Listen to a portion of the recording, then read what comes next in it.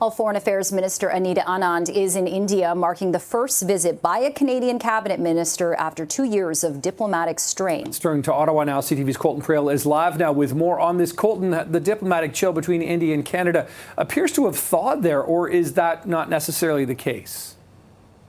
No, it absolutely is. And it's been months that they have been working on this, Nick. In fact, if you go all the way back to the G7, that's when things really started in earnest. We saw Narendra Modi and Mark Carney meet in Kananaskis. They had a bilateral meeting. In that meeting, a directive from both sides to work towards thawing relations. If you think back to where we were almost exactly a year ago, October 14th, we saw Justin Trudeau expel Indian diplomats from the country. India did the same thing.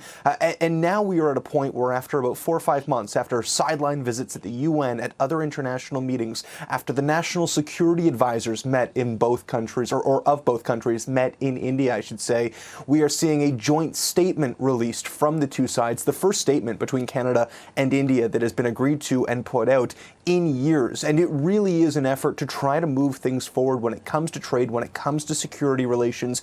But it is important to caveat that this is not a trade agreement. It's not even an economic partnership. There are levels to all of this, and this is closer to the bottom than it is a full-fledged agreement. But it is a start, and it's certainly further than where we were 2 years ago. Anita Anand is in Mumbai today. She's meeting with business leaders in India. She spoke about this new agreement and what it covers.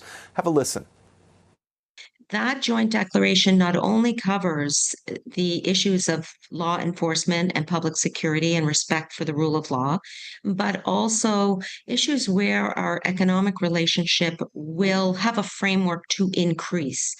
For example, in the area of trade resilience, in the area of artificial intelligence, in the area of critical minerals and energy, as well as stabilizing supply chains for agriculture and agri-food, and on business to business and people to people ties.